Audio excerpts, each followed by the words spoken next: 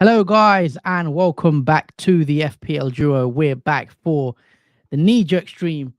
Obviously, we're going to look ahead to Game Week 20 as well in this stream, but we are here to discuss Game Week 19. Bit of a mad game week, and obviously, it's a late one. We don't normally stream this late, but obviously, Arsenal and West Ham have just finished their match, and to complete Game Week 19 in a surprising win for West Ham, but.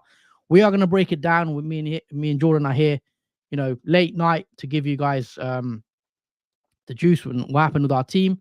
So if you are, enjoying the content, if you are tuning in, hit that like button. But yeah, how you doing, Jordan? How's the game week gone for you so far? And yeah, how's your week going so far as well?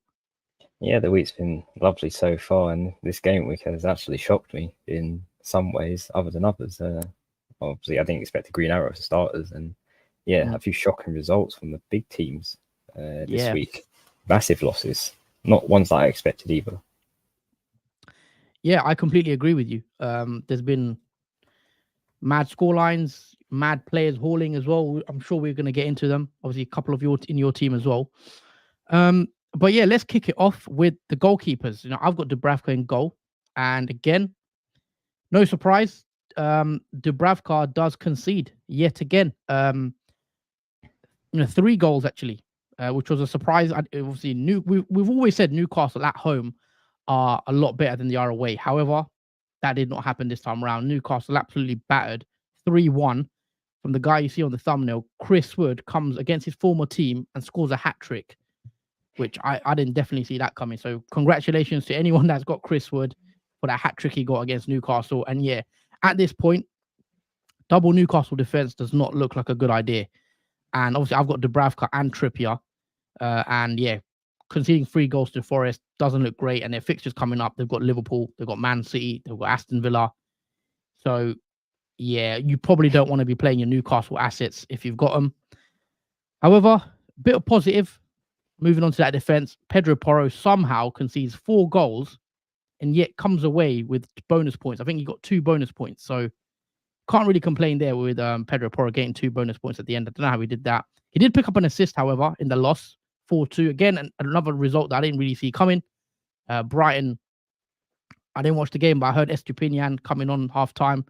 I love Estupinian as well. He comes on and gets a nice little goal, I heard as well. I need to watch it back. But yeah, Pedro Porro, I'm very happy with the 5-pointer, if I'm being honest. And again, moving on to Trent, the main man whose transfer has paid off for me so far. 2 weeks I've had him. And Trent does it again. Clean sheet, 2-0 win for Liverpool. Also picked up 3 bonus points. That's incredible. Trent didn't get an assist or he didn't get a goal. And yet he comes away with a free bonus, which is lovely to see. And obviously, he did pick up a yellow card as well. So it could have been a nice 9-pointer. But 8 points, I won't complain. Gabriel, on the other hand, just do 1 point. Now, I definitely didn't see this result coming, to be honest with you guys. That's not to disrespect West Ham, because I think West Ham are a really good team. I just thought Arsenal would score. Obviously, a clean sheet, as you see on the bench. Areola, 10 point on the bench, does pain me to say. I'm going to have to play Areola every week because he's done it 2 weeks in a row now. Clean sheet against Man United, clean sheet against Arsenal. It's just so annoying when I kept playing him every week. Didn't do anything for me. Now I bench him. That's 2 hauls in 2 weeks. And yeah, obviously, Gabriel concedes 2 goals against West Ham. Could have been 3. Obviously, West Ham did miss a penalty late on as well after Declan Rice fouled one of the players. So yeah, Gabriel comes away with that 1-pointer. Moving into the midfield, pretty disappointing. Gordon, obviously, we know in the 3-1 loss, he did blank. Very disappointed with Gordon, if I'm being honest. He's someone that I'm looking at potentially removing from my team. I think he played 90 minutes as well. So yeah, very frustrating there, getting the blank. Saka, again, blanked today against West Ham. I didn't think he was involved. Saka's definitely one that I think, we were talking about, is Saka a long-term hold?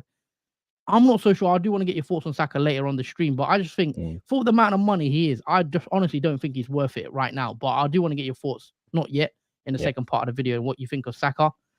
Son, I think he's consistent. Obviously, Spurs had a shock result. We didn't expect that. But however, Son still managed to nick an assist in that game. So I'll take that. And fair play to the captainers, obviously getting double points there. And finally, moving on to my captain, which is Mo Salah. And Yeah, unfortunately, guys, Salah did blank. He only got the clean sheet point, so 3 points plus, obviously, because of my captain, double that, so 6. And yeah, it was disappointing from Salah. I thought Liverpool were very, very good in the first half. I thought Liverpool at 2-0 scoreline, flat as Burnley. That could have easily been 4 or 5 in that first half. Liverpool were very poor in terms of finishing their chances, and Liverpool also, in my opinion, had a goal legitimately ruled out for no reason. I think it was Gakpo's goal, and easy goal, should have stood. Don't know whatever reason why they gave a foul. But yeah, Liverpool played pretty comfy against Burnley. They had 1 or 2 chances on the break. However, nothing for Salah there. Disappointed, but it was a good fixture, and I don't regret captaining Salah anyway. And then finally moving up top to my main men, Watkins did blank. Again, frustrating. Again, Watkins, it's now 5. So I think that's 1 return in his last 5 matches for Watkins. So a bit off the boil, but we know how good he is and how good Aston Villa are. But yeah, it was a shock result, 3-2 to Manchester United, especially going up. I think Aston Villa went 2-0 up. And then, yeah, what's there to say? They kind of crumbled in the end. They lost their shape, and Man United gained confidence. And yeah, I didn't see that one coming, 3-2. So congratulations to obviously Man United getting a win. But yeah, that was very poor from Aston Villa to let that 2-goal lead slip. And then finally, Solanke carries on. He does it again, getting another goal in the 3-0 win against Fulham. Bournemouth are absolutely on fire, and I don't want to get rid of Solanke from my team anytime soon. He's got Tottenham next, Liverpool and West Ham, so fixtures get tougher for Solanke, but the form he's in, I will find it hard to remove him. So yeah, Solanke comes away with another 6-pointer. On the bench, as you can see, I do have more points again. That's now 16 points on my bench. Last week was about 32, I think. So it's very annoying that I'm getting a lot of points on the bench. Areola comes away with a lovely 10-pointer for those that did play him. I think he got 2 bonus points, and obviously he also got a clean sheet. So fair play to West Ham. Archer, again, very annoying. After me slandering Archer for weeks, he has actually had 2 back-to-back returns now. A goal against Villa, now an assist against Luton in the 3-2 loss, however, but he did pick up a 5-point now, which is, again, nice for those that played him. Taylor on the bench gets 1 point, and then Palmer was suspended as well on the bench. So all in all, disappointing week, because obviously it was a red arrow. However, it wasn't a huge red arrow. It was about a 20k red arrow, I believe, 25 to 20k red arrow. So yeah, it's still disappointing. 39 points all out. And now my overall rank sits at 463k. Obviously, I was on a bit of a roll in recent weeks, getting green arrow after green arrow. It's been a bit of a knockback. Luckily, it's not too big. And I'm hoping in Game Week 20, I've got 2 free transfers. Hopefully, I can make a move and get back into that top 200k is my aim next up. So yeah, 463k overall rank right now and 39 points for Game Week 19. Same for you, Jordan. Obviously, you had a lot more success this game week, doing really well. You've had a couple of differentials in there as well. Talk us through your thoughts before the game week starts, now as well, after you've seen what's happened.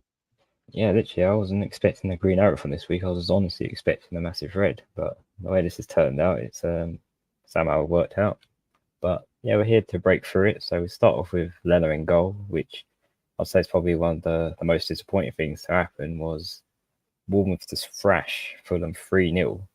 Obviously, Leno got a yellow card. I'm surprised he wasn't sent off for what he did in that game, because it was inappropriate what he did. But yeah, he only got a yellow card. He obviously conceded 3 goals, so that was another point taken off of him, which left him on 0, because of obviously the yellow cards and the goals he conceded against Bournemouth. So yeah, the goalkeeper didn't pay off this week. Areola somehow managed to annoyingly get the double haul over, obviously then they're getting the 0 points. Next we move on to the defence though, so a bit more fortune. So we start off with Trent, who got his nice 8-pointer in that Liverpool 2-0 win. And yeah, it was going to be a mixed bag of whether that would be a clean sheet or not, but Liverpool did manage it, and I thought Trent played really well in that game. I think he deserves the bonus 3 that were rewarded to him.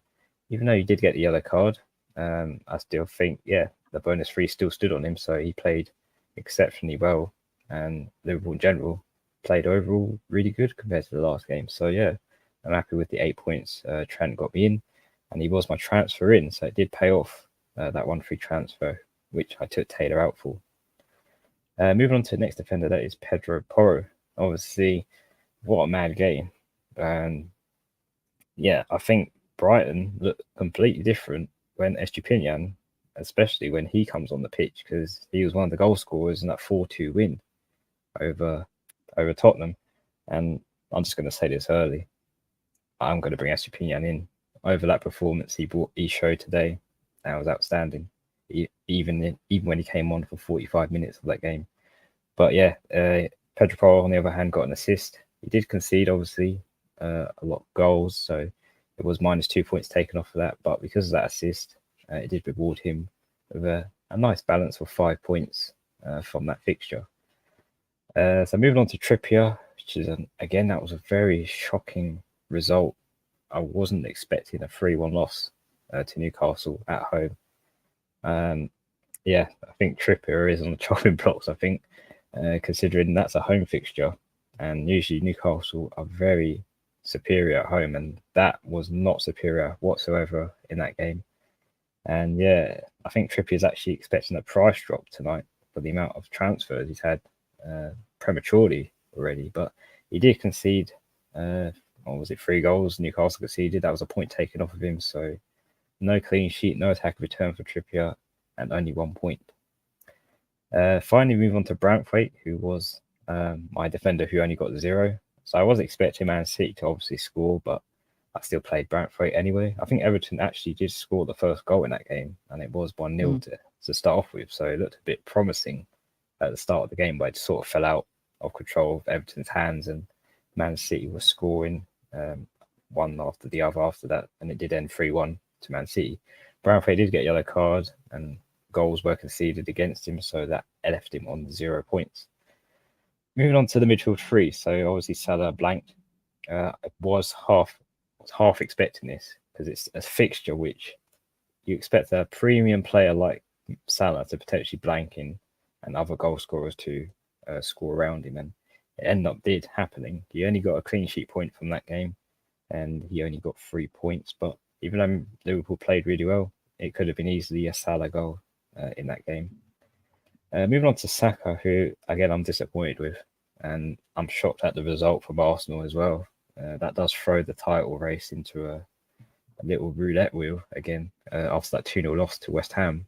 It's a massive win away for West Ham, especially losing at the Emirates. 2-0 was a shock to the system, I think. But Saka blanking again. He's another player. He's definitely at some point. What's your thoughts on Saka? Sorry, because we're on Saka. Are you going to keep him like on a wild card? If you've got him on would you transfer him out? What's the thoughts on him? I think I'm going to keep him for 1 more week, but in my wild card, when I plan to wild card, I'm going to be taking Saka out. He's not going to be in my wildcard team. I just think he's too much money. He's not really impressed me with his returns. I mean, he's had decent returns so far this season with obviously 5 goals and 8 assists. But for the past few weeks, it's been assists mostly, not really a goal. His last goal was in Gameweek 14 against Wolves. And since then, it's been a bit flatlined. Maybe the odd assist here and there, but I don't want a midfielder at 9 million to just get assists. I do think there's much more value for money in other midfielders, and yeah, Saka for me is definitely out my team in my wildcard when I do activate it.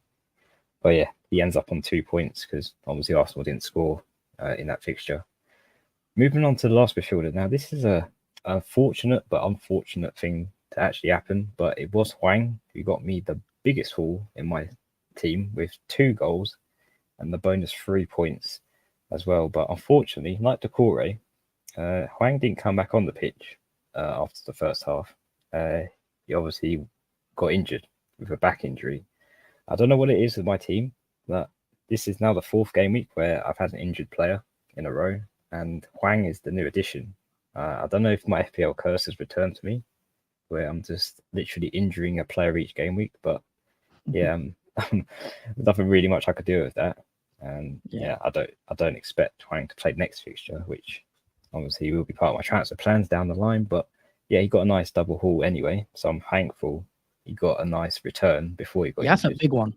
Yeah, that's a huge rank gain, especially with Hwang only being 10% owned as well. This is why I brought the differentials in to my team, because they will pay off. So moving on to the front 3. So we've got Wissa, who And that, again, I'm thankful Wissa finally got me a return from his 7-pointer for scoring the goal, the only goal that Brentford scored against Wolves, and got the bonus one on top of that. So yeah, I've had no returns from Wissa since I brought him in, but finally he has returned me with a goal just before, obviously, he goes to the AFCON competition. So yeah, whichever Wissa does now, I'm happy with that. He's got me the 7 points, which again is precious, especially the way this game week has gone. And next we have Alvarez, which again has paid off for me. He did score the goal and he got a bonus 2 on top of it. And was that a pen? I want to ask you. I wouldn't say it wasn't, but yeah, it's one of those. I wouldn't say it was a penalty though, in my opinion. I do think that shouldn't be given, but yeah, I guess take it. Yeah, I'll just take it because it is very precious 8 points from Alvarez, and because Haaland didn't play, he did play 90 minutes, and it is confirmed as well that Haaland won't play in Game Week 20, which Pep did confirm. So Alvarez is good to go against Sheffield United at home, and maybe is a captain option for some of us. Yep. And finally, move on to Watkins, which I can't get my head over this. I'm happy Man United have won this, but I just don't understand how against. I don't even understand how Aston Villa threw this away. Yeah, against. That was a mad. I was watching that game.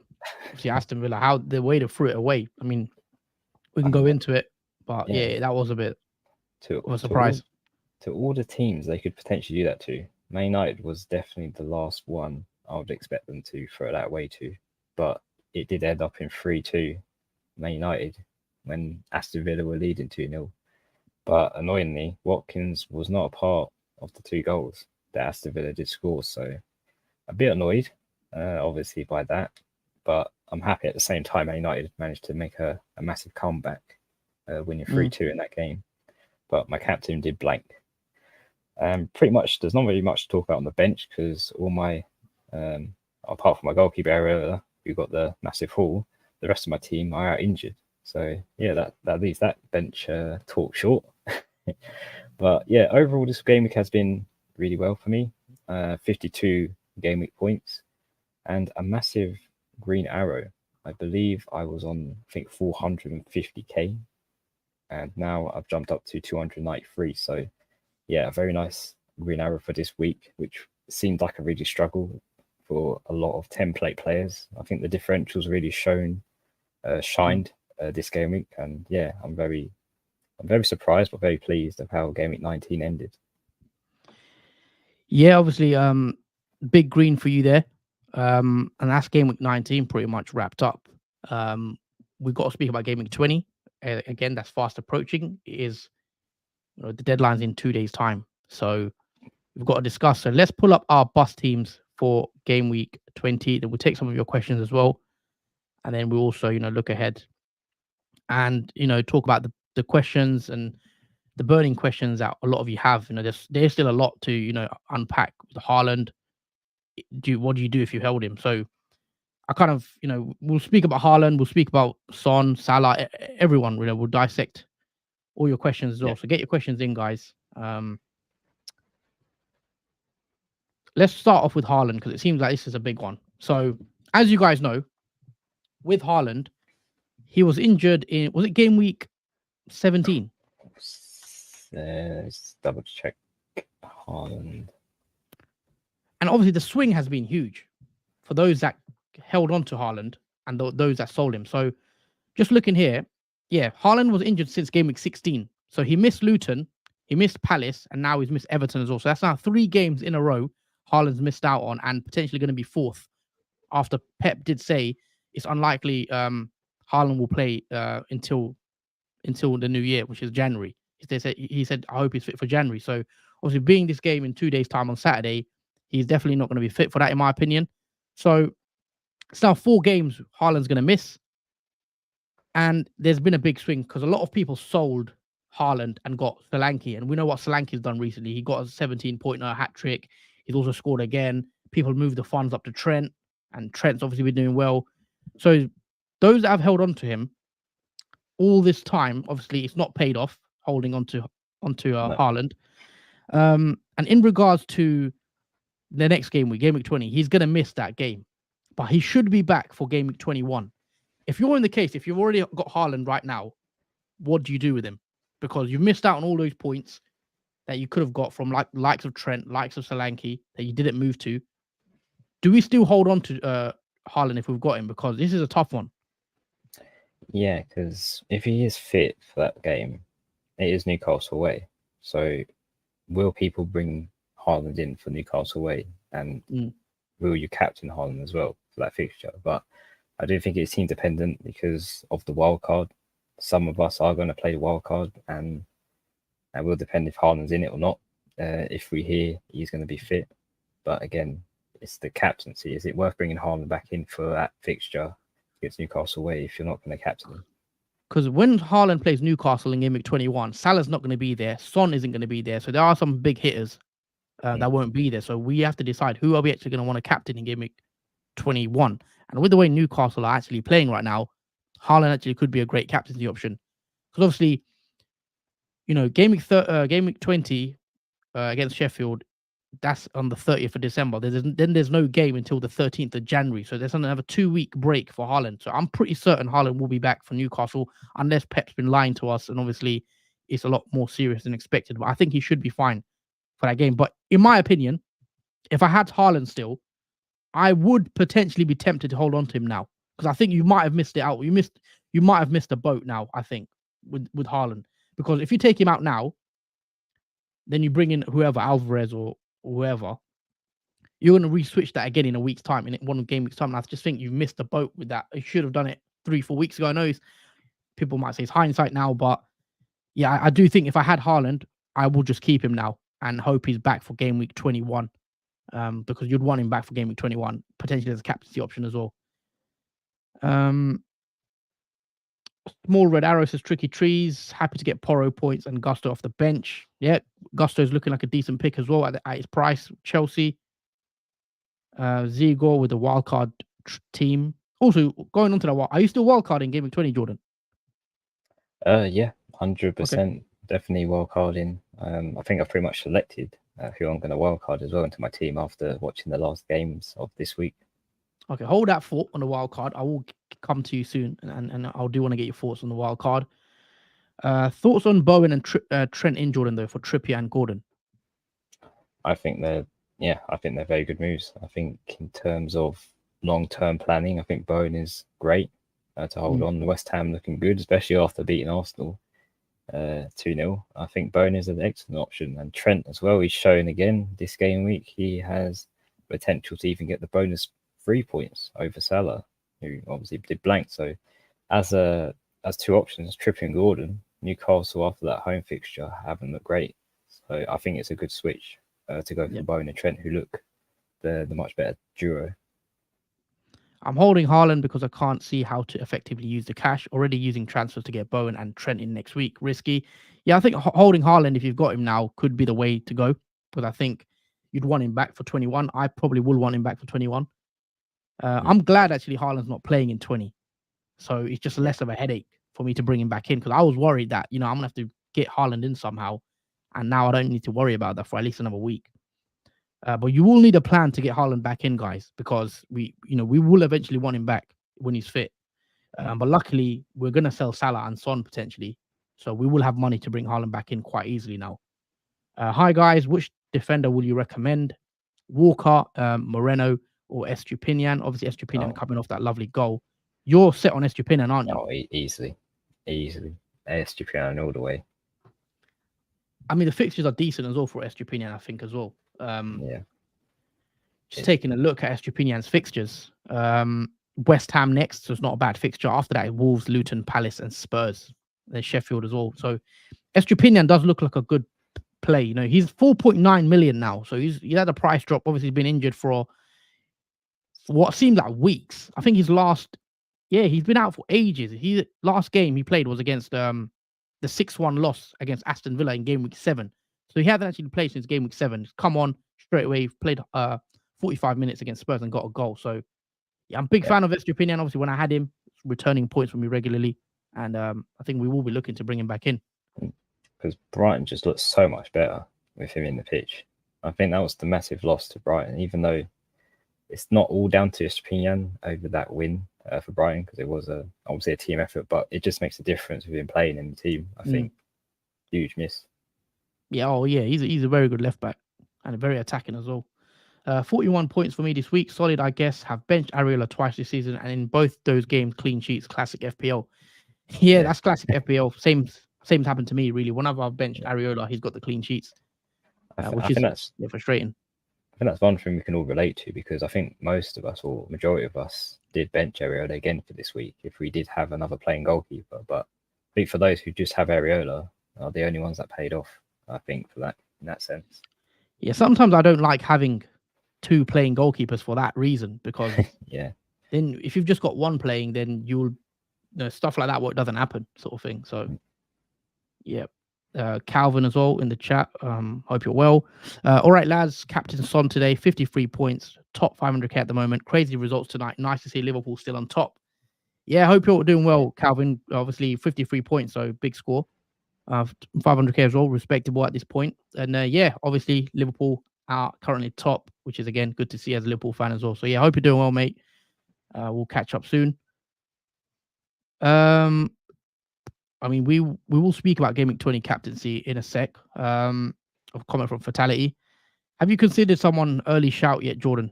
I mean, let's do our boss team, then we'll come on to this. So I'll just read out my team quickly. So currently, guys, what I'm looking like lining up. I am going to play Areola against Brighton in goal. I've got a back three of Pedro Porro, Gabriel, and Trent. In the midfield five, I've got Salah, I've got Saka, I've got Son, I've got Gordon, I've got Palmer. And then up front is Watkins and Solanke. Now, I also have 2 free transfers. So there is a few ways I can go with my team. Just straight off the bat, we're looking at my team. I'm happy with the majority of the team, 90% of the team. The only player I look at thinking I need to deal with this is Gordon. Because Gordon's got Liverpool away. I'm not too keen on Newcastle right now. And I want to use my transfer on Gordon. And as I said, I've got 2.6 million in the bank and 2 free transfers. So Gordon for me has to go. And you know who I'm thinking of bringing in? Bowen. Yeah, I've been umming and ahhing about a few players, but I think Bowen's the one I want to go. Again, assist against Arsenal tonight. He's been consistent. I wish I had Bowen for earlier on, and I've not had him. So I think I'm going to go Bowen and just do 1 free transfer and then leave another one and then have 2 free transfers in Gameweek 21 when I want to bring Haaland in and make it easier for myself. So I think I'm bringing Bowen in, guys. Got Brighton next, then it's Sheffield, then it's Bournemouth, then it's Man United, then it's Arsenal. So the fixtures aren't too bad. We know how consistent he's been. I believe that's now 11 goals and 2 assists. He's 7.9 million, and I think he's a better pick than Saka right now. And Saka's, a lot more expensive than Jared Bowen, but we somehow just keep holding on to Saka when we could easily switch it to Bowen, and then who's impressed me a lot more. So I'm pretty set now on Bowen. There was another player I looked at with Richarlison. I could bring Richarlison in for some Spurs cover, because obviously Richarlison against Bournemouth could be really nice. But I'm tempted with Bowen as my next move, and then rolling the second transfer that I've got. What do you think of that move, Jordan? Bowen in for who was it? Gordon. Gordon. Yeah, I think that's a brilliant move. I think I'd even be more tempted to do it for Saka, but because of the fixture that Gordon has, it makes sense to take out obviously Gordon, because he does clash with Liverpool and you have Trent, so you do expect Liverpool to keep a clean sheet and Gordon not to score. So yeah, I'd definitely, if I could, I'd bring Bowen in easily without heartbeat. I think he's been excellent this season, and even when West Ham lose, he still manages to clip a goal here and there for West Ham. And because of Antonio being out as well, does leave much attacking threat from players from West Ham, apart from maybe Paqueta and even Kudos when he goes to AFCON. It just leaves even more opportunity for Bowen to score. Yeah, I mean, Saka does have some nice fixtures coming up: Fulham, Palace, Forest. So I do want to hold Saka for the next 3. So I'm just going to keep him for even though I've kind of slated him a bit, but I still think next 3 is not too bad for Arsenal. But Bowen, I think, looks like a very good buy right now, guys. I think a lot of people will be switching to Bowen potentially. Ownership is 24%. I do expect that to rise quite significantly going towards Game Week 20. So here's the plan move. That would leave me with 0.8 million in the bank, and that would also give me another free transfer next week. So I'll have 2 frees in Game Week 21, and then I'll decide, what I do with Haaland, because I could take Salah out and then move it up to Haaland. Because obviously Salah's going to go to AFCON, and so is Son to Asia Cup. So yeah, that's the plan. And yeah, the rest of the team looks fine. So yeah, just imagine that's with Bowen in as well instead of Gordon. In terms of captaincy, though, we will discuss that in a sec. But I do want to see your boss team before we move on. So just read us out your 11. I mean, is there any point? Because are you 100% set on the wild card? Yeah, I'm 100% set on the wild card. It needs it. I mean, look at the team. Can you get away with not wild carding? What's your team looking like right now, boss team? If you had to play a team, well, it'll be the team right now on the screen. It would literally be. What do you mean, my wild card team? No, sorry, I was saying, like, how many free transfers do you have with this team? Because what you could do, I have one. Hwang to another midfielder, and you're good to go. You've got an 11 again. Yeah, I have contemplated, could I get away with it for one more week? And yes, I could do. It's just with the. Well, yeah, I mean, it's the way this game week worked. If it works the same as this next one, especially with no Haaland back, you could technically get away with it. I think you could maybe get away. I mean, what's the money in the bank like? Money in the bank. Let me just check. I have 1.5 million in the bank and 1 free transfer. So yeah, I have sort of thought about. Let me just switch to the other page. I have kind of thought about doing. The other question I have: would Alvarez be on your wild card? No. See, that's the thing. Alvarez this week has a decent fixture. He's potential captain worthy as well. So yeah, against Sheffield. Yeah, that's another thing I've thought about.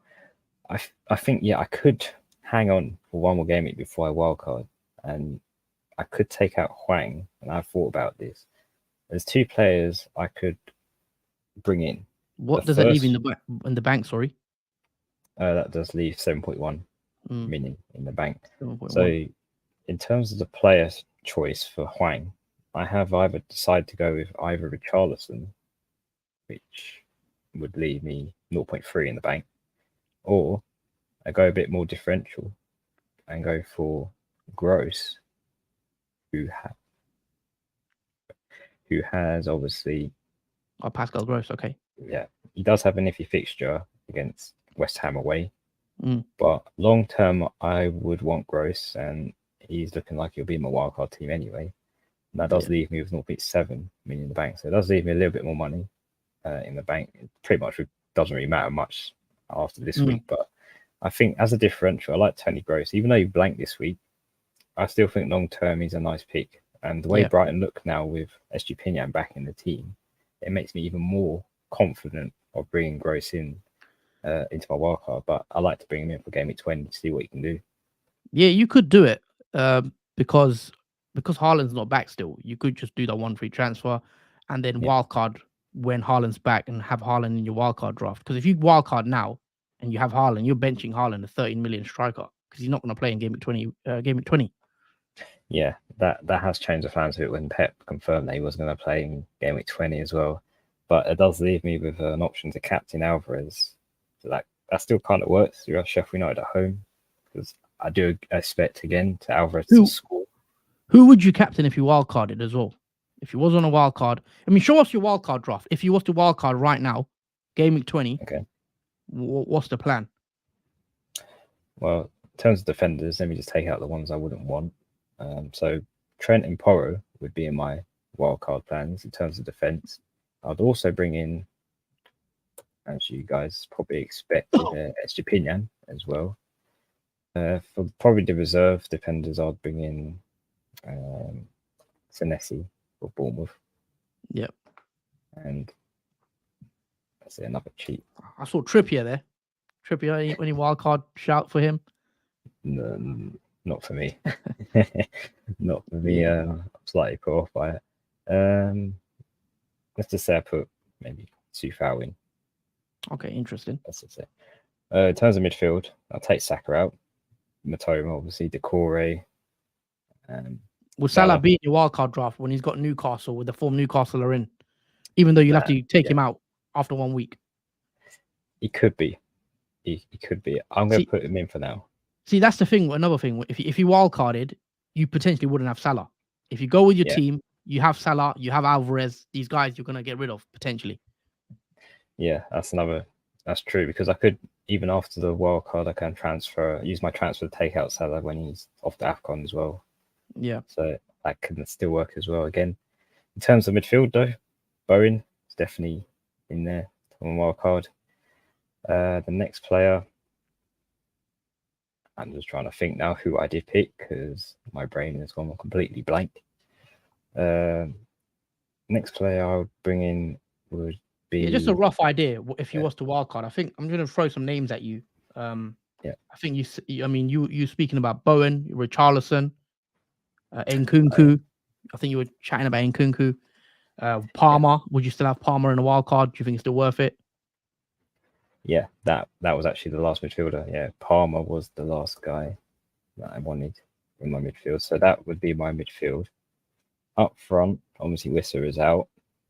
I would go for a cheap forward, which is Chris Wood. What's the fixtures like though for Chris Wood? Would you still go on him on a wild card?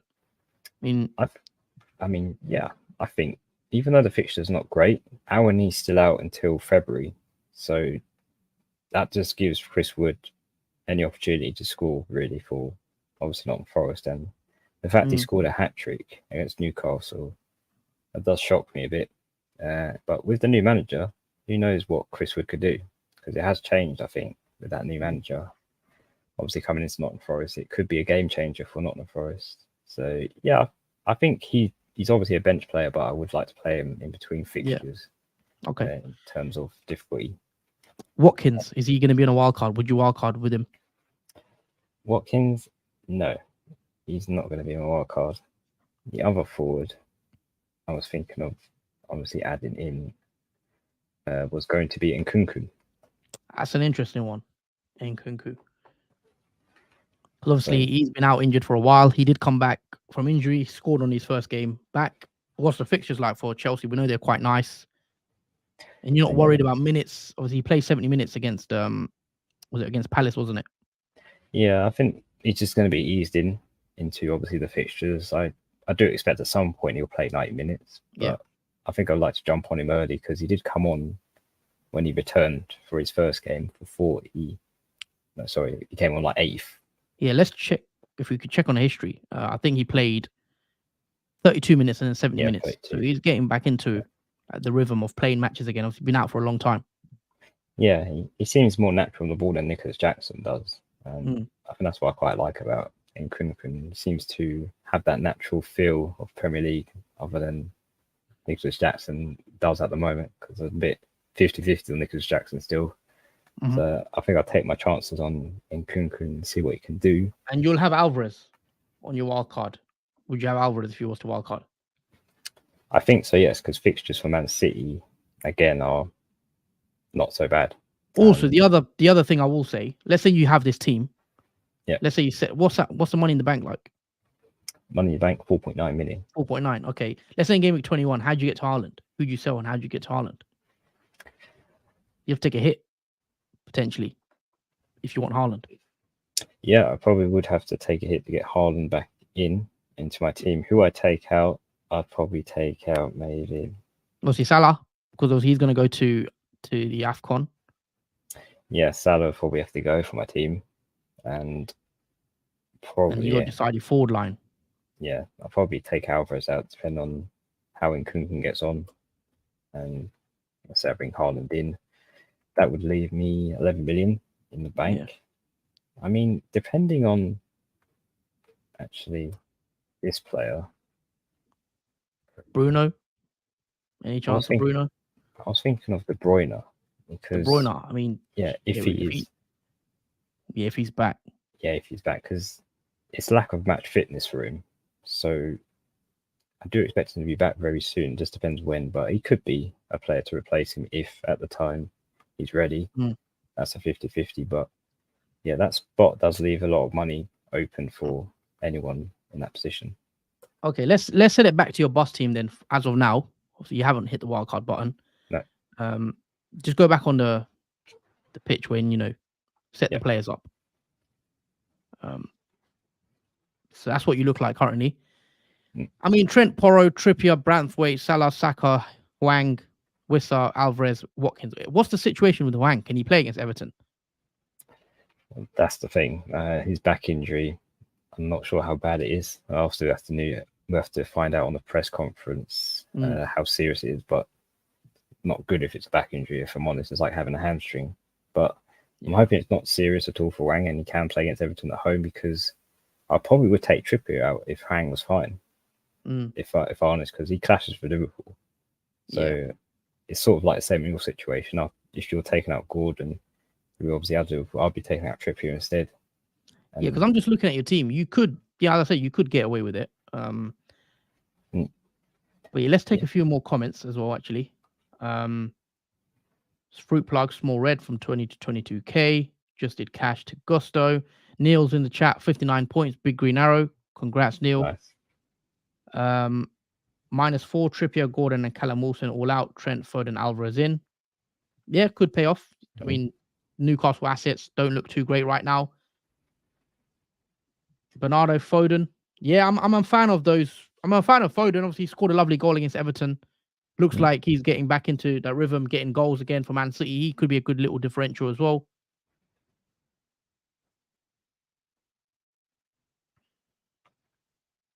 Neil's saying Bernardo potentially for you.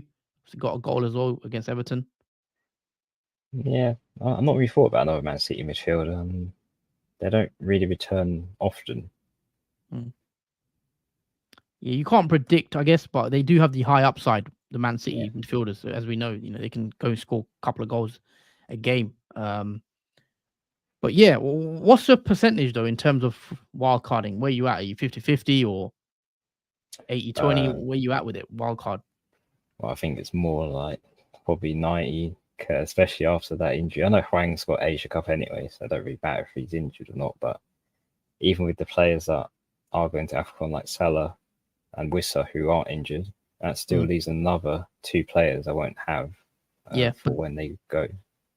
Yeah, but they go away in 21. So you could just wildcard in 21.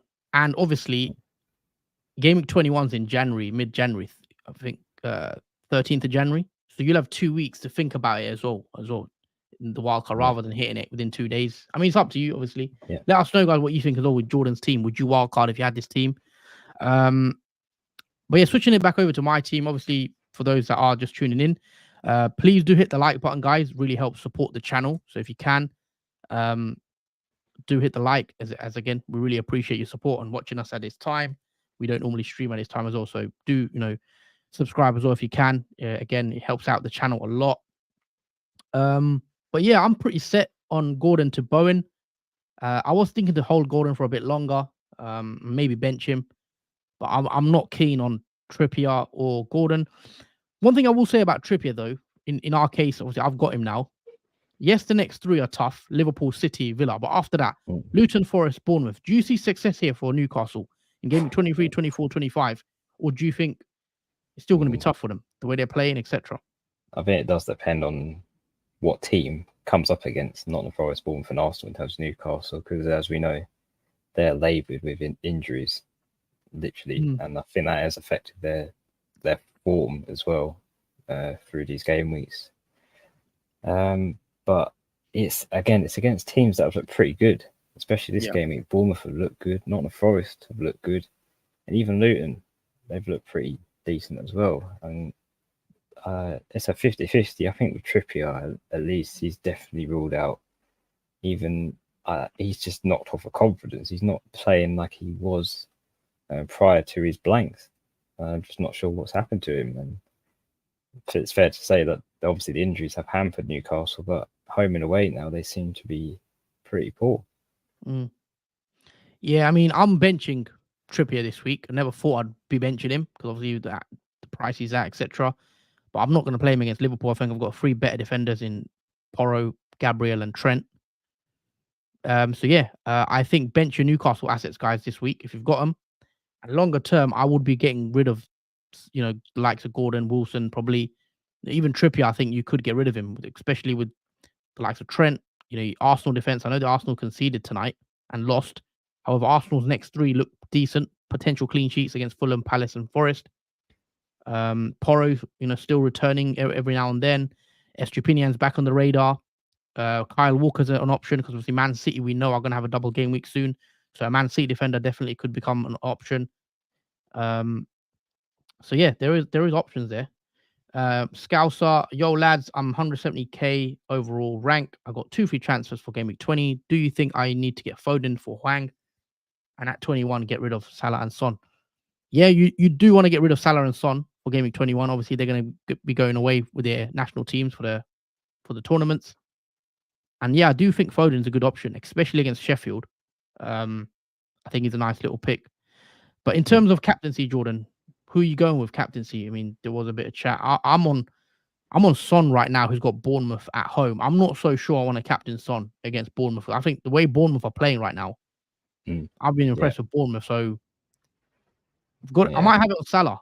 I don't know yet. I might get Alvarez in. Who knows? Because obviously Alvarez has a nice fixture, but I'm thinking Salah against Newcastle before he goes to AFCON. Yeah, I think Salah, even though it's a tough fixture, I think Salah is the best captain for this game week. Even I've got it on Alvarez at the moment. I think that fixture is too good for Alvarez because we've seen it against Watkins. Literally, we captain the best player that has the fixture, and they end up blanking. And again, Salah, a nice fixture, ends up blanking. I just think these fixtures are too good to look at that we are tempted by it, and then we end up having disappointment from it.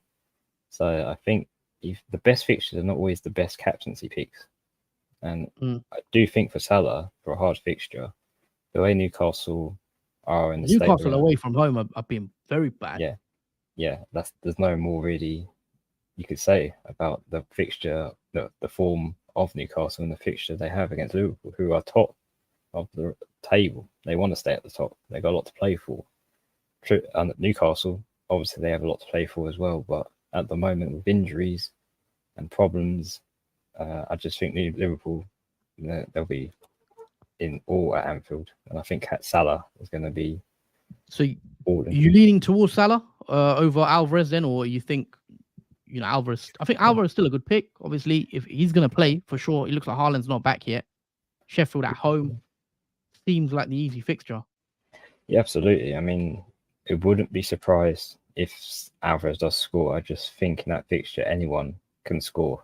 And that's the problem it causes for captaining, because any of those Man City defenders, even defenders for Man City, could potentially score in that game, because Man City will play a very high line and Sheffield will just defend most of that game. And it does leave a lot of players for Man City to potentially score, which gives less options, obviously, for Alvarez to get a goal in, which sounds pretty weird to say, but it's kind of true when it comes to fixtures like that. So I think I'll be swayed to Salah, I think, captain, but Alvarez is still a good pick if you haven't captained him, because his ownership is still low. It's not template. A lot of people actually transferred him out because of his previous non-returns. So I think Alvarez is just as good as a captain as he is a non-captain. We've got a comment here from Jan Tao. 2 free transfers. I did Trippier to Walker and and Archer to Alvarez. What do you think? Yeah, I think they're good moves. I like the Walker move, potentially. Double game week coming up as well, I think, soon. Just need to get confirmed. And obviously, Alvarez, I think, is still a good pick, especially with Haaland being out. We know he's going to be up front. It is quite short term. Alvarez, I mean, probably not actually, because when Haaland's back, we've seen them play together anyway. So yeah, I think Alvarez is a good move. And as I said, I still think Alvarez is a good captaincy option. If you've got him, I would be tempted going Alvarez. I still think the fixture's nice. Roman says surprised Watkins hasn't been mentioned. I mean, yeah, potentially Watkins does have Burnley at home. I think that loss, the shock result, the way they lost 3-2, conceding 3 goals, I think has maybe put people off of Watkins. If they won 2-0, even if Watkins blanked in that game, I think if they won 2-0, more people would be looking at Watkins. But we've seen with Watkins, he can scoring any fixture. It is a home game. Villa are formidable at home, it seems, this season. So yeah, it's not a bad pick. I mean, I think there are a few. You could go Watkins, who's got Burnley. You could go Son, who's got Bournemouth. I know Spurs did lose today, but they will be looking to bounce back against Bournemouth. And we know Son is, been consistent as well in returns. We've spoke about Salah against Newcastle. Good fixture for him at home with the way Newcastle are struggling. Saka could potentially, but I know I'm not keen on Saka right now. But he's got Fulham away. Fulham are on a bit of a rough patch. Just lost 3-0. If you want an Arsenal player, potentially, you could go there if you want to be risky. But I think people will be sticking to the likes of Salah. I think Alvarez will be popular, Salah, and then maybe people will go Son as well. I think those are the three, and then Watkins an outsider. Yeah. I think there is a lot of captain options for Gameweek 20 that we can all go for. And it will probably be split. I don't really see a majority captain pick, but I think Salah might be, in my guess. Just for the fixture he has, and a lot of people will see Newcastle and think, yeah, Salah can put a few goals behind Newcastle. So, yeah, I think at Anfield as well, I do expect Salah to score. Yeah. I mean, it is Salah's last game before he goes off to, obviously, the AFCON, so we'll have to see what happens. But yeah, there are quite a few fixtures, obviously. Saturday, we've got 6 fixtures, and then Sunday, we've got a couple. Liverpool is a Monday, New Year's Day fixture, so it should be a good one there. And then, obviously, on Tuesday, we've got West Ham against Brighton as well. So just looking at the schedule, we'll probably stream after Spurs and Bournemouth, I believe. So yeah, we will be streaming after Spurs and Bournemouth. So the next knee-jerk will be on Sunday. So make sure you do tune in Sunday for the next knee-jerk reaction. We will actually have content coming up tomorrow as well. I think we're going to release team selection video for Gameweek 20, and we'll also do a transfer tips video tomorrow. So we've got a double stream tomorrow. Make sure you tune in for that. But in regards to the fixtures, there are some interesting games. I think Man City, Sheffield, that could be potentially captain worthy. The likes of Alvarez in there. We've spoke about that. Man United got Nottingham Forest. Obviously, Man United have a big, impressive win against Villa. I do want to speak about Man United assets. One in particular, I do want to speak about Garnacho. And get your thoughts on Garnacho as a potential cheap differential. He's only 4.7 mil. It seems like he has nailed down a little starting spot at Man United now. Only 3.6% owned. Comes with a big 14-pointer after his 2 goals. It's now 3 goals for the season, so it's not like he's scoring a lot. However, he does seem like Ten Hag does favour him. And if you look at Man United's fixtures on paper, they're pretty nice. Forest, Spurs, Wolves, West Ham, Villa, Luton, or are you still not touching Man United with a barge pole? I mean, I might be slightly clouded as a Man United fan for still putting them off. But I just don't understand Man United. I don't even know how they won 3-2 against Aston Villa, and it's hard to know what you're going to get from Man United each game week. That's the problem, because they're not consistent in any game weeks, and it feels like they pick and choose which matches they want to win and lose, which seems pretty obviously it's not true, but it does feel like that. And even though Garnacho is a nice differential, I don't see him doing that in the fixtures upcoming. I mean, Højlund did get his first Premier League goal as well in that game. He did score 2. But these Man United forwards, I think they lack a little bit experience still, especially Garnacho. He does, majority of the time, lose the ball when he does take on players, and eventually he will grow into that role. But I'm not too keen on Garnacho. Yeah, as a pick right now. Fair enough. Yeah, as an FPL pick, yeah. Alejandro, Garnacho's twin, it seems here. Nah had Watkins captain on 2 different game weeks, and he blanked on both, not doing it again. So, yeah, no Watkins captain of the right there. Should I start Gabriel or Palmer? I'd be starting Palmer, I believe. I mean, Palmer's got Luton away. I mean, Luton are pretty strong at home, so it's a tough one. I still think I'll go the attacker, so I'll go Palmer. Solanke or Palmer. Jordan, will you play Solanke or Palmer? Palmer's got Luton away. Palmer's got Luton away. Solanke's got Tottenham away. I'll probably play Solanke against Tottenham.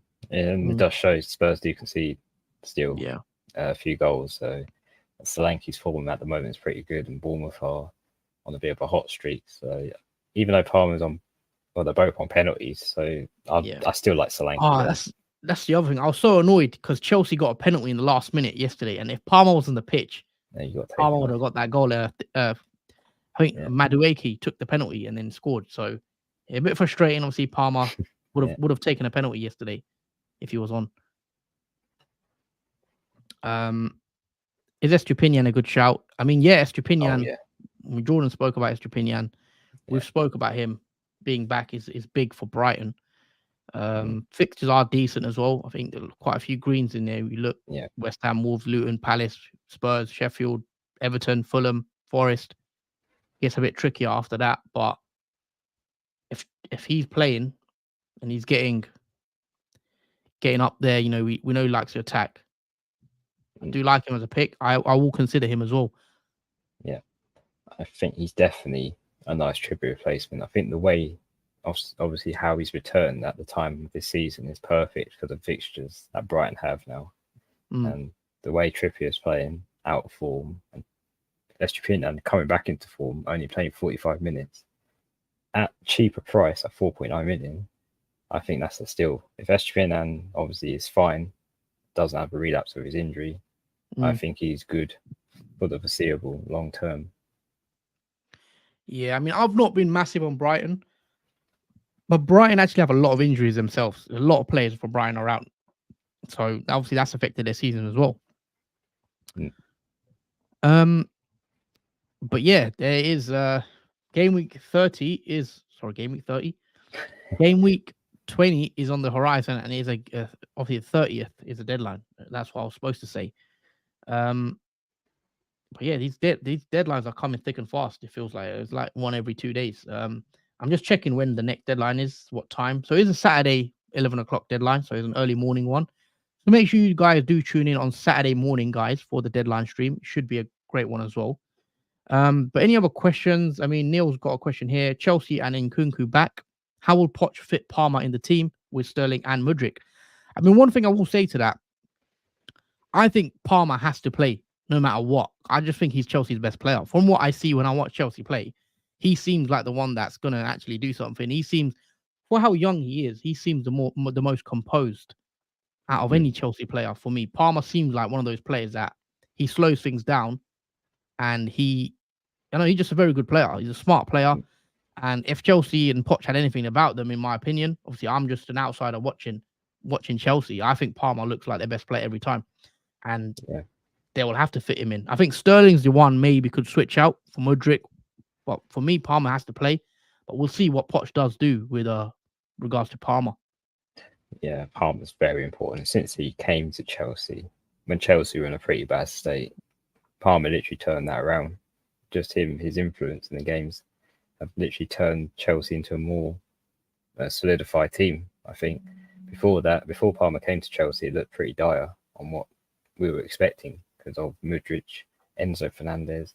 These type of players weren't really clicking together. But with Palmer in the team now, you see these players connecting and seeing more results coming from Chelsea. So I think Palmer's a huge importance to Chelsea. Yeah, I think he's been a good signing. For the many signings they've made, I think he's one of the ones that looks like a better signing. And obviously, Alejandro agrees. I think Palmer is essential. Nobody else can control the attacking flows and help them progress the ball. John Tao, obviously, Arsenal have a higher clean sheet prediction, but this PL season is so unpredictable. Yeah, obviously, Arsenal playing Fulham away, you'd expect a clean sheet. Obviously, Fulham have seemed to struggle in recent weeks.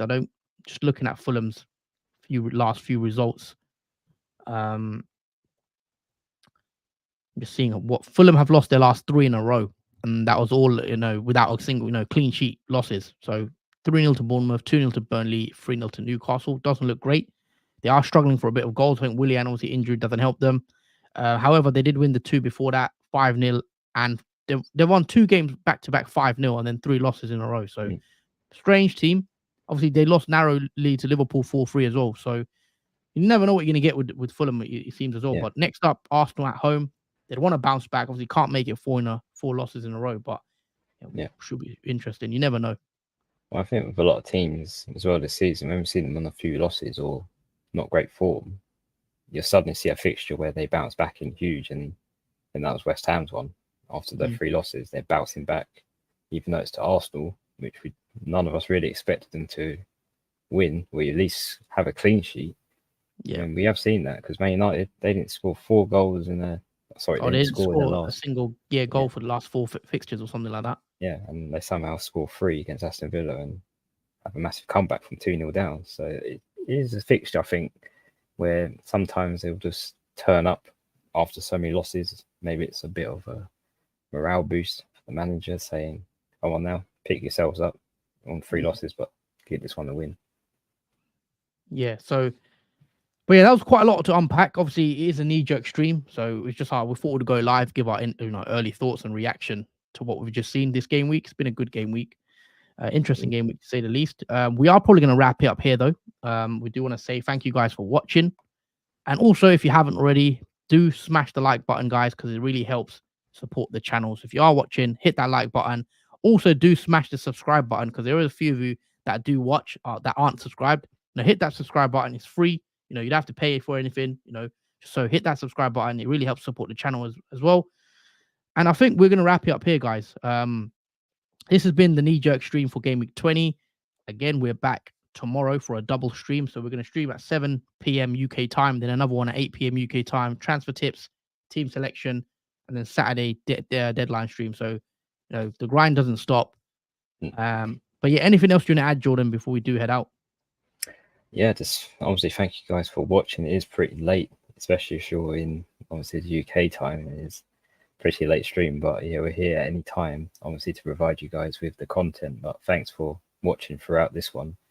And yeah, we got a lot more obviously content to come. Should be a lot more excitement to obviously come from the season. And yeah, thank you for sticking with us throughout it.